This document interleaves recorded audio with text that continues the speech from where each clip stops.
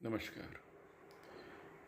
यदि किसी देश में बेरोजगारी बहुत अधिक है तो क्या उस देश के युवा को, अपनी सरकार को, अपने प्रधानमंत्री को यह नहीं पूछना चाहिए कि सरकार रोजगार बनाने में इतनी असमर्थ क्यों है?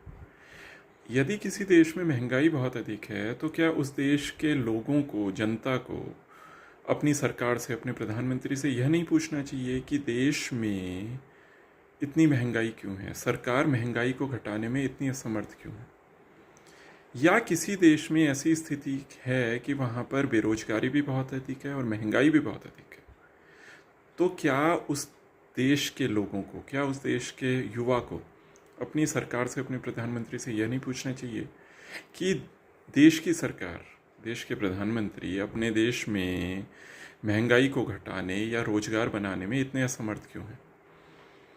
आइए इस पर संक्षिप्त चर्चा कर लेते हैं। मुझे लगता है कि अवश्य पूछना चाहिए। अर्थशास्त्र के हिसाब से हम इसको समझ सकते हैं। यदि किसी देश में बेरोजगारी बहुत अधिक है तो इसका अर्थ यह है कि, सरल भाषा में इसका अर्थ यह है कि देश में जो पूंजी है वह बहुत एक्सपेंसिव है, जो पूंजी है वो बहुत कीमती है, जो लोन हैं वो सस्ते नहीं हैं, जिस कारण से जो बिजनेसेस हैं वो अपने को एक्सपैंड नहीं कर पा रहे, डिमांड होने के बाद भी वो अपने को एक्सपैंड नहीं कर पा रहे, और क्योंकि वह नए कारखाने नहीं लगा रहे हैं, नए बिजनेसेस नहीं लगा, इसलिए वहाँ पर नौकरियाँ नहीं बन रही।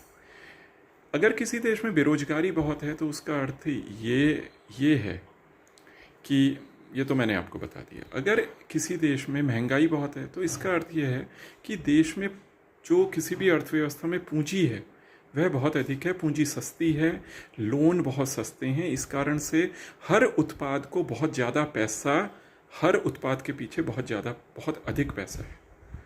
इसको इन्फ्लेशन कहते हैं।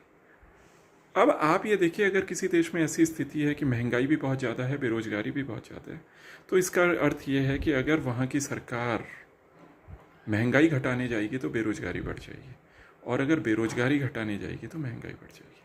और ऐसी स्थिति कब आती है? ऐसी स्थिति तब आती है जब सरकार निष्क्रिय होती है, वो कोई प्रॉपर डिसीजन नहीं ले पाती, और वो लंबे समय तक इन रोजगार और महंगाई पर ध्यान ही नहीं देती, और उसकी पॉलिसीज़ कुछ ऐसी होती हैं जो कि लोगों के हित में नहीं होती। दुखद बात यह है कि हमारे देश में भी महंगाई और बेरोजगारी दोनों बहुत ज़्यादा है।